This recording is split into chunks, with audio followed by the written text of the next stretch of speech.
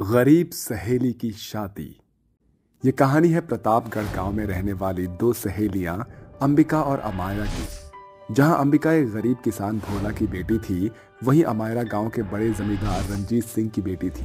मगर दोनों सहेलियों के बीच बसे स्नेह की सरजमीन पर कभी भी अमीरी गरीबी की दोहरी दीवार खड़ी नहीं हुई। कितना धमाकेदार फेयरवेल फंक्शन था ना अंबिका। कॉलेज वालों ने तो दिल खुश कर दिया। अरे तुझे क्या हुआ? तू इतनी खोई खोई सी क्यों है? बस सोच रही हूँ, आज तो कॉलेज भी खत्म हो गया। एक यही तो ऐसी जगह थी जहाँ हम दोनों सहेलियाँ खुलकर हंसी ठिठोली करती थी। आज ये कॉलेज भी छूट गया और एक दिन हमारी हथेलियाँ भी एक दूसरे से छूट जाएगी, जब हमारे हाथ पीले हो जाएंगे और हमें पराए परदेश जाना पड़ जाएगा। अपनी सहेली के शादी की स्मृति अंबिका के दिलो दिमाग को घेर लेती है, जिसके साथ उसकी आंखें डबडबा जाती है। अरे तू तो ऐसे रो रही है जैसे मेरी डोली अभी उठ रही है। चल मेरे घर चलते हैं, मुझे तेरे साथ खूब सारे गप्पे लड़ाने हैं। अमायरा के कहने पर अंबिका कॉलेज से सीधे अपनी सहेली के घर चली जाती है, जहां दोनों ढेरों बातें करती हैं।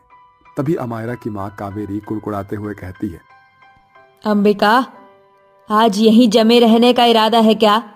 शाम ढल गई है, चल जल्दी घर जा, तेरी अम्मा बाबू परेशान हो रहे होंगे।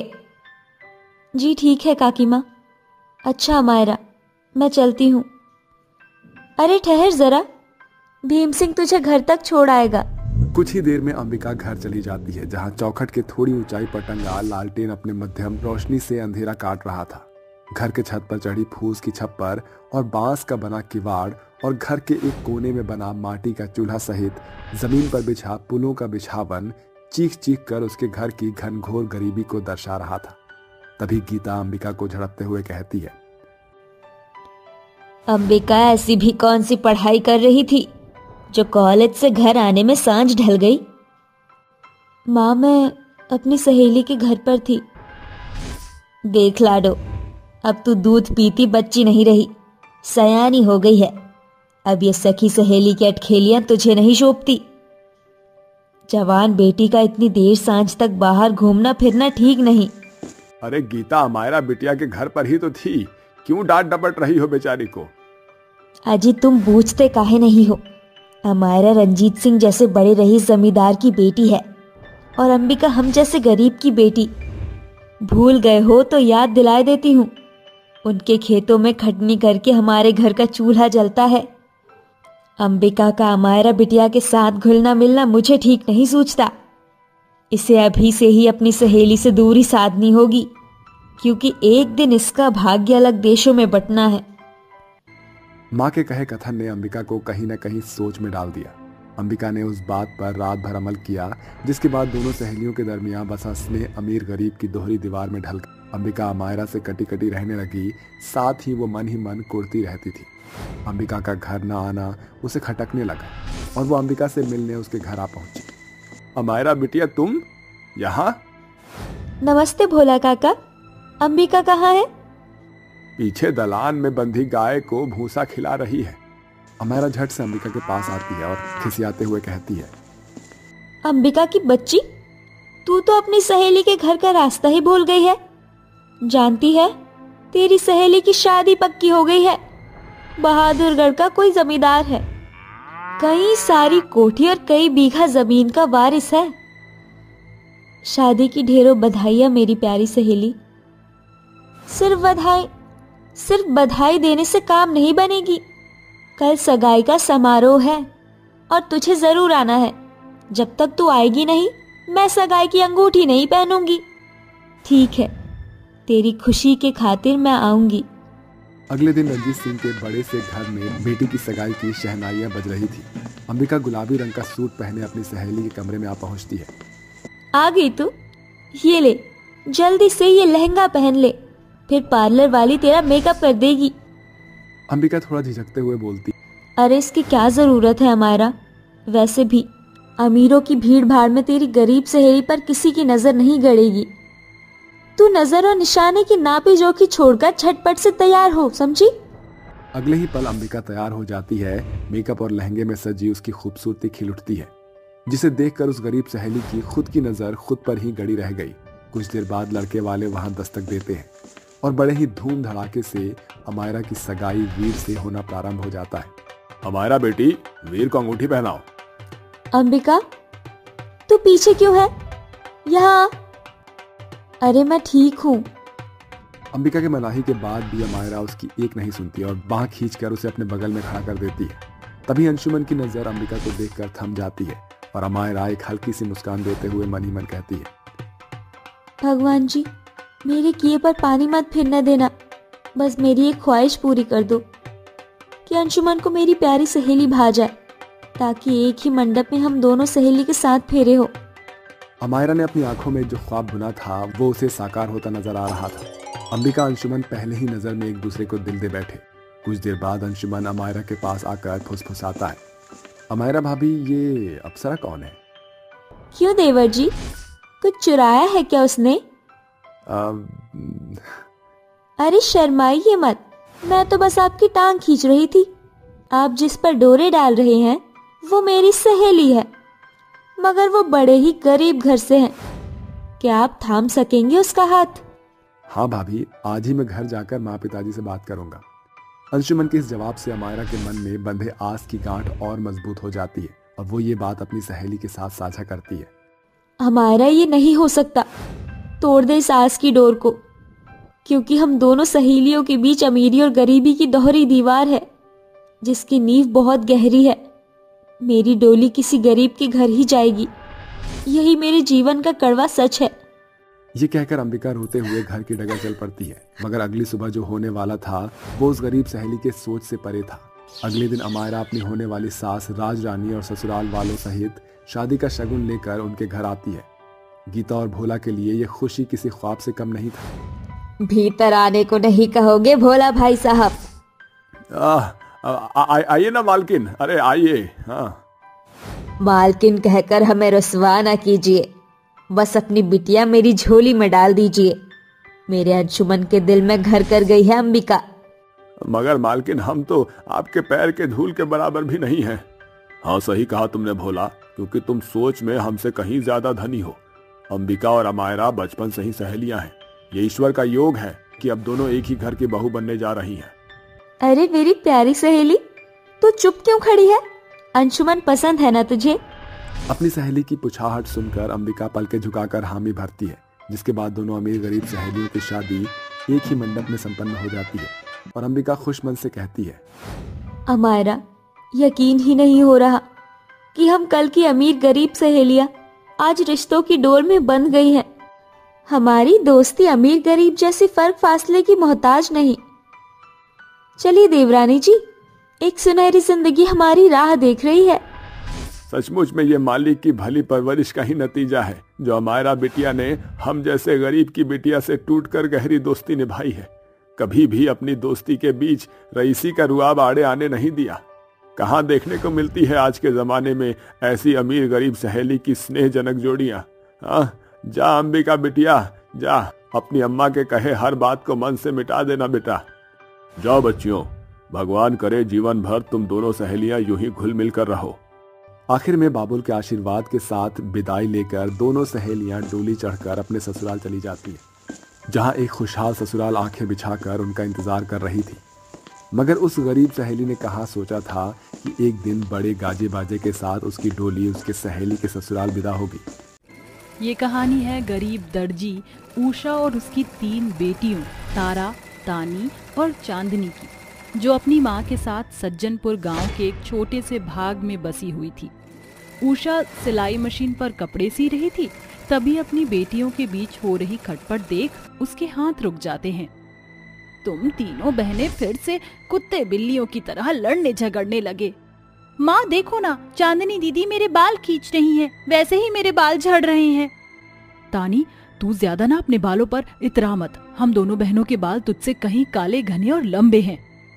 तीनों बहनें अपने बालों पर इतरा रही थीं। उनकी माँ उषा दबदबाई आंखों से उन्हें देखती हुई कुड़कर कहती है, अरे बस करो तुम तीनों, कहाँ है तुम्हारे सर के ये 4 बाल भी झड़ जाएंगे, गंजी हो जाओगी तुम तीनों। इतना ही नहीं, तुम तीनों के सर पर फिर कभी बाल नहीं आ सकते, क्योंकि ऐसा कहते हुए उषा के लफ्ज वहीं ठहर जाते हैं। तभी तीनों गरीब बहनें अपनी माँ को एकटक ताकते हुए कहती हैं, क्योंकि क्या माँ, आप चुप क्यों हो गई? आज मुझे तुम तीनों को सच बताना ही होगा। मेरी बच्चियों, तुम तीनों अक्सर मुझसे पूछती थी ना कि तुम्हारे सर के बाल क्यों झड़ रहे हैं, क्योंकि तुम्हारे बाबूजी को ब्रेन ट्यूमर था और उनका अनुवांशिक लक्षण तुम तीनों बहनों में आया, इसलिए तुम्हारे बाल इस बचपने में तेजी से झड़ रहे हैं। तुम तीनों बस कुछ ही दिनों की मेहमान हो, क्योंकि तुम्हारी इस गरीब दर्जी माँ के पास इतने पैसे नहीं जो तुम तीनों को नई जिंदगी दे सके। अपने बालों के झड़ने के पीछे छिपे कारण से वाकिफ होकर तीनों बहनों के कच्चे कदम लड़खड़ा जाते हैं। बावजूद इसके वह कहती है, आंसू पोंछ लो माँ, कल की चिंता क्यों करना जब कल किसी ने देखा नहीं। हम तीनों बहनों के अंदर जितनी भी बची खुची सांस है उसे हम अपनी माँ की मदद करेंगे। अपनी बेटियों में बंधे हौसले को देखकर गरीब दर्जी माँ उन्हें सीने से सटा लेती है। समय गुजरता जाता है, पूरा गांव उन बहनों से कटा कटा रहता। तीनों बहन अक्सर लोगों की मदद करती, वहीं उनकी गरीब दर्जी माँ दिन रात अपनी बेबसी पर आंसू बहाती। हे दुर्गा माँ, तू तो जग की जननी है, फिर मुझ दर्जी माँ का दुख क्यों नहीं देख पा रही। तू मेरी बिटिया हर पल मेरे आंचल से दूर होकर मौत के फाटक की ओर बढ़ रही है, मगर ये गरीब माँ हाथ पर हाथ धरे बैठी है। मेरी मदद कर माँ, दिन रात कपड़े सीकर भी दाल रोटी के सिवा कोई दूजा बंदोबस्त नहीं हो पाता। ये दुखियारिन दर्जी तेरे आगे झोली फैलाकर अपनी बेटियों के जीवन की भीख मांग रही है। वह मजबूर दर्जी माँ ऐसा बोल ही रही होती है, तभी एक बूढ़ी अम्मा सर पर शैम्पू की टोकरी रखे वहां आती हैं। शैम्पू ले लो बिटिया, शिकाकाई, रीठा और बहुत से जड़ी बूटी से बना है, सिर्फ 100 रुपए का है। मगर अम्मा, मेरे पास हाल फिलहाल में पैसे नहीं। कोई बात नहीं बिटिया, तुमने जो लाल रंग की चुनरी माँ के लिए सी है वो और अपने आंगन में खिले वो गुड़हल के फूल दे दो, वही इस शैम्पू का वाजिब मोल होगा। उषा बिना देरी किए सिलाई मशीन पर सिली लाल रंग की चुनरी और वह फूल बुढ़िया को देकर शैम्पू ले लेती है। एकाएक बुढ़िया की बातें उसके मन में खटक जाती हैं। उस बूढ़ी अम्मा को कैसे पता कि मैं दर्जी हूँ, और उसने गुड़हल का फूल क्यों मांगा? वो तो माँ दुर्गा की प्रिय हैं। उषा जैसे ही चौखट पर आकर झांकती है, वह दूर दूर तक किसी को नहीं देखती। वह बिना देरी किए अपनी तीनों बेटियों के सर पर वह शैम्पू लगाती है, जिसके साथ तीनों बहनों के सर पर सोने के बालों के गुच्छे उगाते हैं, जिसकी चमक उस गरीब दर्जी माँ के घर को घेर लेती है। ये क्या भला है, हम तीनों बहनों के बाल सोने के हो गए। देखो माँ, लगता है ये सोने के जादुई बाल हैं। चलो इनसे कुछ मांगते हैं। ए हमारे जादुई सोने के बाल, दिखा दे अपना कमाल। तीनों बहनें जैसे ही अपने सोने के बालों पर यह पैगाम साधती हैं, उनके बालों पर एक बड़ा उत्कर्ष उतर आता है, और जहां चांदनी के सुनहरे बालों से सोने के सिक्के खनकते हुए जमीन पर गिर पड़ते हैं, वहीं तानी के बालों से खूब सारे चांदी के सिक्के और तारा के बालों से रुपयों की बारिश बरसने लगती है, जिसे देखकर उनकी गरीब दर्जी माँ दंग रह जाती है।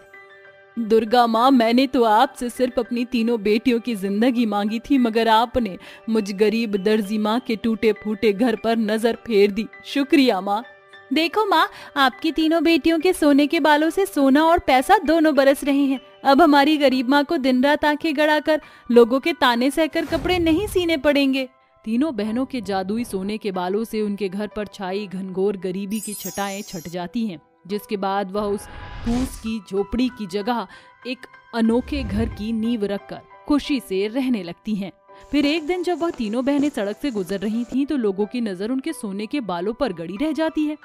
तभी वह तीनों बहनें देखती हैं कि कुछ गुंडे एक गरीब बूढ़े के पैसे छीन रहे होते हैं।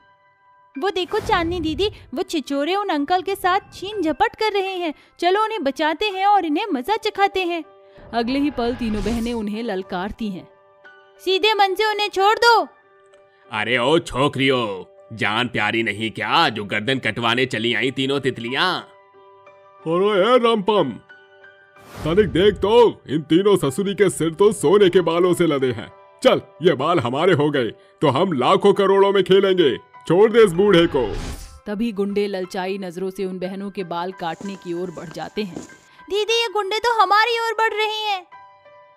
डर मत छोटी, अब हमारे सुनहरे बाल ही हमारी ढाल बनेंगे। इसके बाद तीनों बहनें कसकर एक दूजे का हाथ पकड़कर कहती हैं, ए हमारे जादुई सोने के बाल, दिखा दे अपना कमाल। तीनों के सोने के बाल तेजी से उन गुंडों के गर्दन को गोफन के फंदे जैसे बांधकर दूर फेंकते हैं। क्यों गुंडा भाई, लोगों कैसा लगा हम बहनों के सोने के बालों का धमाल? अरे इस सोने के बाल तो बवाल हैं। बालों में बांधकर धोबी पछाड़ मारा है। चोरों की टोली वहां से 9-11 हो जाती है और बूढ़ा सीताराम हाथ जोड़कर कहता है, शुक्रिया बेटिया, बड़ी मशक्कत के बाद सूदखोरों से ये पैसे मिले हैं। अगर ये छिन जाते तो मुझ गरीब की बेटी की डोली नहीं उठ पाती और इन पैसों की भरपाई में घर भी छिन जाता। इस गरीब बाप की बातें सुनकर तीनों बहनें अपने जादुई सोने के बालों से उसकी मदद करती हैं। ए हमारे जादुई सोने के बाल, दिखा दे अपना कमाल। तीनों बहनों के ऐसा बोलते ही उनके जादुई सोने के बालों के चारों ओर एक बड़ी रोशनी प्रकाशमान हो उठती है, जिसके भीतर से सोने, चांदी और पैसे बरस पड़ते हैं। ये सब आप रख लीजिए काका, इसे बेचकर धूमधाम से अपनी बेटी का ब्याह करना।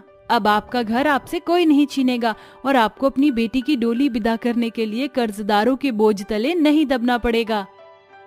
इसके बाद वह बूढ़ा शख्स सोना, चांदी और रुपए लेकर घर चला जाता है। वह तीनों बहनें आगे भी अपने सुनहरे बालों का सदुपयोग करती हुई गरीब लाचार लोगों की मदद के लिए हाथ बढ़ाया करती थीं।